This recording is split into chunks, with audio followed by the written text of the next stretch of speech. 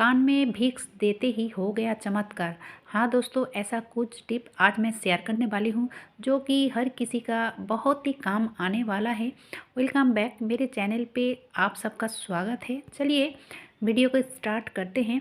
तो पहले टिप होगी, मैं यहाँ पे कुछ रेमेडी बनाने वाली हूँ और इसके लिए बाज़ार से कुछ ख़रीदना नहीं पड़ेगा, यानी कि किचन में ही मिल जाएगा। तो यहाँ पे मैंने लिया है 1 चम्मच जैसा शैम्पू, कोई भी शैम्पू चलेगा। अब इसमें मैं डाल दूँगी थोड़ा सा चुटकी भर चीनी, यानी कि शुगर। तो शुगर डाल के इसमें अच्छे से मिला लेनी है और मिला लेने के बाद इसमें और कुछ डालने वाली हूँ जो कि आसानी से किचन में मिल जाता है। तो ये है बेकिंग सोडा। बेकिंग सोडा तो हर किसी के किचन में ही मिलता है। अब इन तीनों को अच्छे से मिला लेनी है और ये इतना ज़बरदस्त काम आने वाला है जो कि हमें बहुत परेशान होना पड़ता है इसके लिए। तो ऐसा कुछ टिप है। तो अब चलिए, मैंने लिया है कॉटन और कॉटन को छोटे छोटे टुकड़े में इस तरह से काट लिया है और जितना छोटा हो कोई दिक्कत नहीं है। तो मैंने इस तरह से तोड़ लिया है। अब इसको इस रेमेडी को इस कॉटन के साथ अच्छे से लपेट लेनी है, यानी कि मिला लेनी है। और मिला लेने के बाद और हाँ दोस्तों, ये ना जब भी करोगे तब भी इसको बनाना पड़ेगा, यानी कि जितना ज़रूरत है उतना बनाना पड़ेगा, बना के रखना नहीं चाहिए। ये रखने से कोई काम नहीं होगा। तो अब मैंने इसका कैसे कहाँ इस्तेमाल करूँगी, चलिए हम दिखाते हैं। ये जो फ्रिज के अंदर की जो रबर होती है, तो बहुत किसी के क्या होता है कि छोटे छोटे जो कॉकरोच होती है ना, तो यहाँ पे रहता है।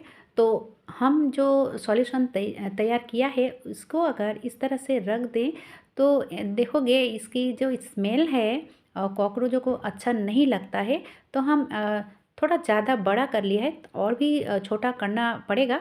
तो इस तरह से रबर के अंदर अगर रख दोगे तो यहाँ पे कॉकरोच वगैरह नहीं आएगा और इसमें कोई हेल्थ के लिए कोई चिंता नहीं है, क्योंकि शैम्पू तो हम हर कोई चीज़ को क्लीनिंग करने के लिए इस्तेमाल करते हैं और बेकिंग सोडा तो खाने में ही इस्तेमाल होता है और चीनी तो उसकी तो कोई बात ही नहीं है।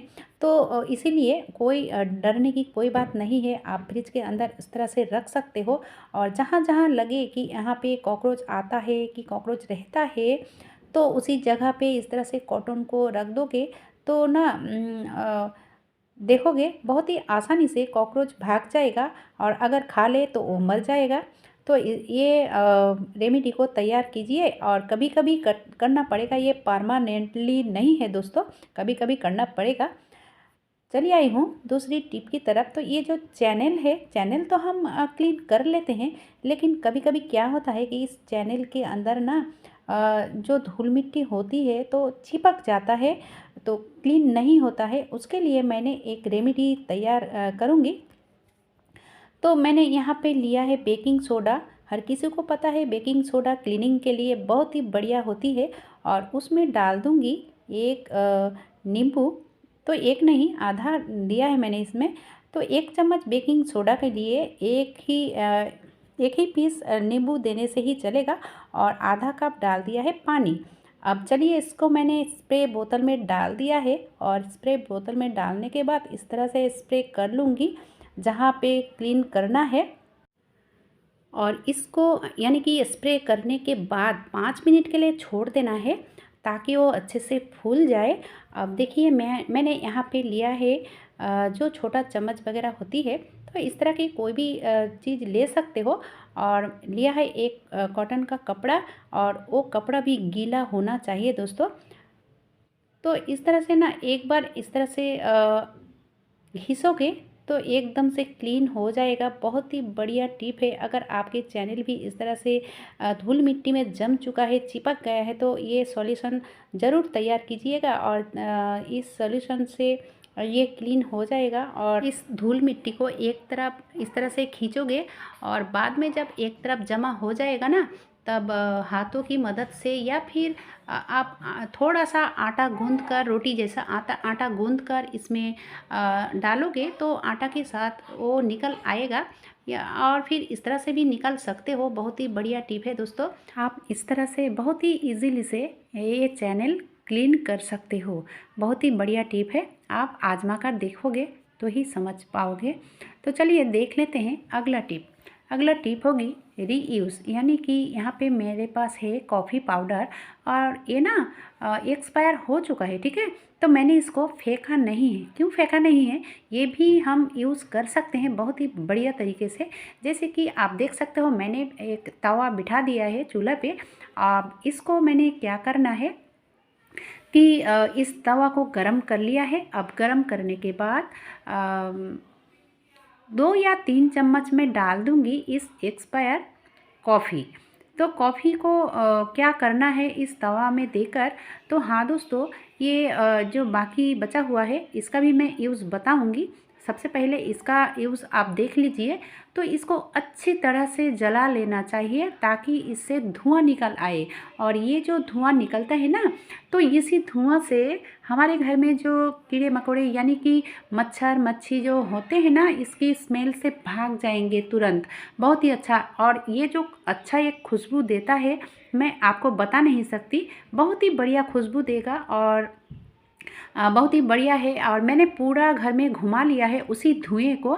अब दोस्तों जो बचा हुआ है इसको मैंने एक कंटेनर में भर, यानी कि कॉफ़ी के जो डब्बे हैं उसमें मैं भर के रख दूँगी। क्योंकि जब हम मछली या फिर मटन हो या फिर चिकन हो जब हम बनाते हैं या फिर धोते हैं तो हाथों में ना बैड स्मेल रह जाता है। चाहे कैसे भी हाथ को क्लीन कर लो, क्लीन करने के बाद अगर इस कॉफ़ी पाउडर को साबुन जैसा हाथ में रगड़ लेंगे थोड़ा सा लेकर, और फिर हाथ को वॉश कर लेंगे, तो देखोगे ना हाथों से बैड स्मेल एकदम से छू मंतर हो जाएगा।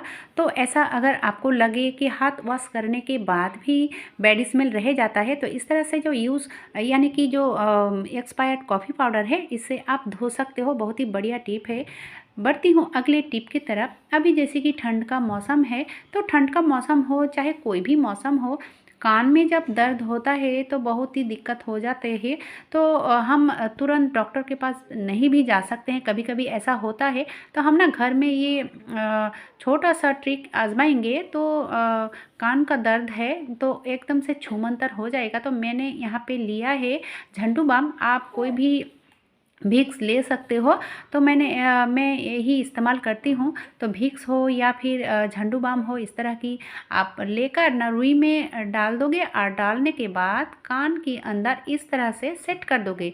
तो दोस्तों मैं एक बात कहना चाहूँगी कि ये जो रुई है थोड़ा सा बड़ा होना चाहिए ताकि कान के अंदर ना जाए, ठीक है। ये बात का भी ध्यान रखना चाहिए। और ये ना बच्चों के लिए एकदम से नहीं है, ये बड़ों के लिए ही है। जब कान में दर्द हो, अगर इस तरह से विक्स देकर कान के अंदर रख दोगे तो करीब 2-2.5 घंटे रखोगे तो कान के दर्द एकदम से अच्छे हो जाएंगे। बहुत ही बढ़िया टिप है। और तब भी दर्द ना जाए तब हम डॉक्टर के पास जा सकते हैं। तो ये ट्रिक आजमा के देखोगे, बहुत ही बढ़िया टिप है। क्योंकि कभी कभी ऐसे ही ठंड लगने से भी कान में दर्द होता है, तो ऐसे करोगे तो कान का दर्द अच्छा हो जाएगा। आज के लिए बस इतना ही दोस्तों। अच्छा लगे तो लाइक शेयर भी कीजिएगा। कल फिर मिलेंगे। Take care.